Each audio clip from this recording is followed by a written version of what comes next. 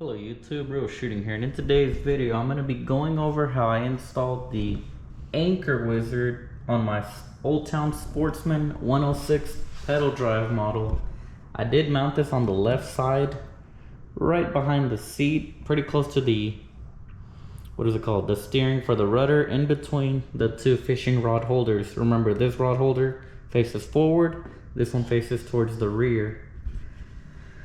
Mounted my anchor on the back of the kayak using the 4 existing holes that are there for the micro power pole, so I didn't have to drill into the kayak. And this is mounted on a little cutting board. This is actually a 1/2 inch thick cutting board. Ordered this on Amazon. So I'm going to show you guys everything on how I installed this and what I bought, and you could set it up in a similar way. I do have a 5-pound anchor on here.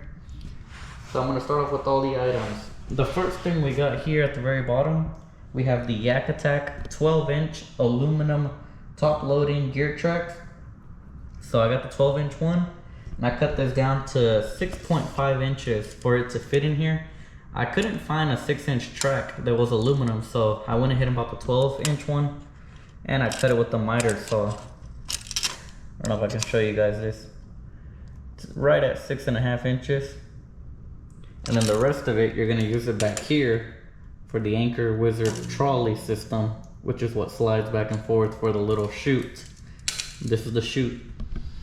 Anyways, there's the anchor wizard handle. I was originally gonna mount this on these holes here, but these holes were not lining up with the, how can I say it? So this little T-track, apparently it seems like these T-tracks that come with the anchor wizard are not meant for this, which this is the top loading track.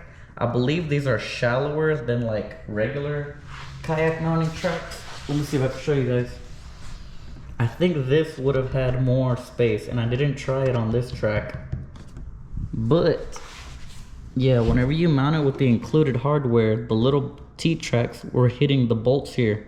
So you have to put the little T's in there on each side, then bring this part on top of it, align it up, get the bolt started from the top, and you can grab it like that. But normally you should be able to have both of those on there and slide this on, but it wasn't even going to work here really because of the rod holder, so I was going to have to mount it like that. I don't plan on removing this. I could slide it back and forth. I could try again if I really wanted to get it on that hole, or try on the other side if I want it further over here. You only need it mounted on one. It's on there pretty sturdy. I also thought about it too. If I really wanted to, I could buy another track and mount it on the other side just so that both ends are secured, but it is pretty tight on there once you tighten the 2 bolts. You could also drill holes here. Like, they only have a 1, 2, 3, 4, 5. I mean, that's a good amount of holes, so you do have some adjustability there. There's 5 holes on there. That's where your line's coming out of right here. And this is like a big opening. I wasn't sure if you're supposed to run the line out of there or through here. I'm running it out of that little hole. And we run straight to the back. Again, like I said, this kayak has 4 holes already there, so I didn't have to drill into anything. Those holes are a 1/4 inch for the threads. So this is a 1/2 inch cutting board. The cutting board here, I'll put it in the video description. This is a 10 inch by 6.25 inch cutting board, and it was actually a pretty good size. It doesn't stick out too much. I did measure it, and I was looking at the dimensions. This hardware here is a 1/4 inch by 1.25 inch. It grabbed it pretty good. I just put 4 bolts, again on the 4 holes that are already there, and I put 4 washers. Now if you look at these holes, you're probably like, what is that? Well, this is actually, I believe this is the bottom side of the board, and it had like 4 little, you know, the rubber feet to prevent the cutting board from sliding. I accidentally drilled the hole on the wrong side, but I did go into one of those original ones. Didn't worry about it. I still used the 4 little feet, but all I did was move them, so they are under here in various spots, just to keep the cutting board a little bit up. But it looks like I do have it tightened pretty good on this side. And the other side, it's like a little bit raised. There you can see one of the rubber feet right there. It's like clear. And now when I mounted this track here, you do need a little bit of height, because these tracks are meant to mount with the bolt on top and the little lock nut on the bottom. So I got those here. Again, the little rubber feet are going to give me the height. I might loosen this left side a little bit just to pick it up a little. and make sure these aren't pushing too hard down on there. But yeah, otherwise if you went with a different track and just screwed into the cutting board, you know, half the thickness or so, you wouldn't be worried about sticking into the kayak or drilling into there. But like I said, this came with little rubber feet and I just moved them. I believe it was a 5/16 drill bit. You will need a couple of drill bits in order to mount these in here and make the holes, you know, for your hardware. You got to measure it, line it up, and mount that on there. Mounted the aluminum track onto the cutting board, and then I mounted the chute onto the little track, and you're able to slide this, so you can loosen this and slide your track forward and back until you find where you like it. And now I think that's pretty much it for everything that we did for the Anchor Wizard. I might end up moving this a little more to the rear, but not too much because we don't want to hit the rudder. You know, you're going left and right back there. It does have a certain amount of room, so there is some play. I could move this if I really wanted to. Let me show you guys. So if you have the rudder all the way down, you know, I mean, you can see, look at that. It can come all the way right here. So it doesn't look like I can move that much that way. If I wanted to, we could bring the cutting board angled more this way and then mount our track that way, if that makes sense. You know, rotate the cutting board like this and then point our track to the rear to where it would drop somewhere here, but not necessarily ever going to hit the rudder. We don't want to damage the rudder. Anyways, I'll show you guys a little demo on how it works. You know, you just loosen this quickly and it's gonna free fall. That weight's just gonna drop. So I don't know how I can show both of these at the same time. Let's just try like this. I'm gonna loosen it and you'll see the anchor just fall. I'm not gonna do it a lot of times. We're gonna bang up the concrete. See that? I just loosened it. You know, it would fall into the water and then it's gonna start dragging as the wind is moving your kayak. So you wanna tighten this a little bit, and now there's no slack in the line. It's gonna start grabbing into the dirt and then you're anchored. Once you wanna bring the anchor all the way back up, well, you just crank this and you're bringing it back up. Keep cranking it, you'll get back on the track.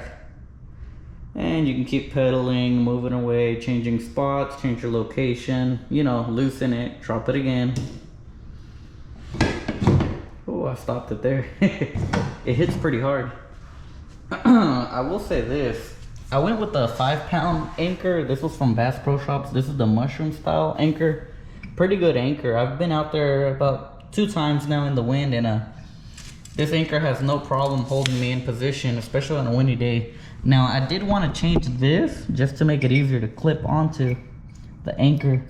This carabiner is kind of small, but I'm going to tell you guys something. I did put a bigger one, and if you put one that's too big, it's going to get caught in the chute. So you want to make sure you're careful with that. Get a bigger one if you want to, but make sure it's going to fit into this inner diameter. I had put a big one and it was getting caught, you know, by the widest part in here.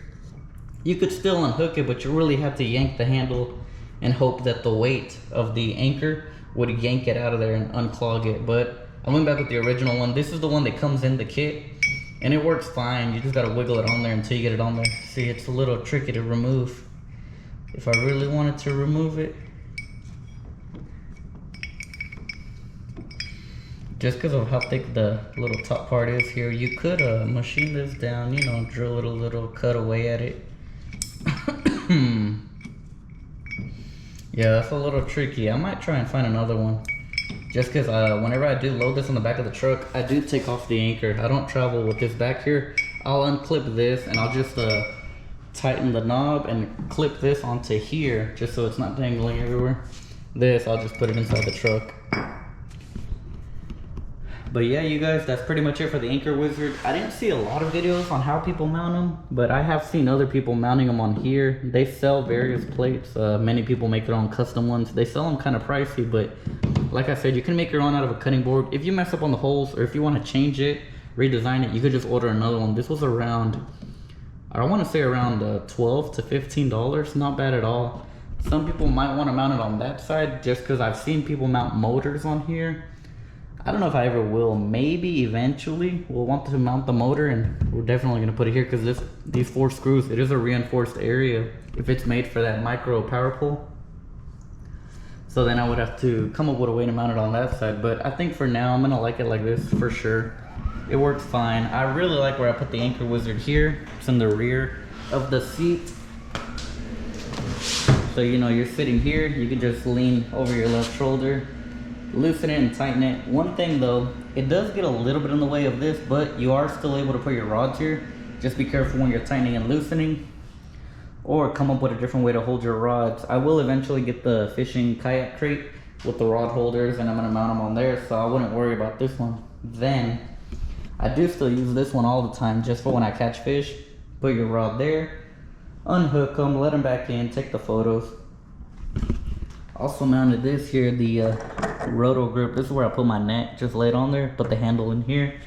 But anyways you guys, that's pretty much it. Just wanted to show you guys how I mounted the anchor wizard. If you guys enjoyed today's video, please give it a thumbs up. Thanks for watching, comment, rate, and subscribe.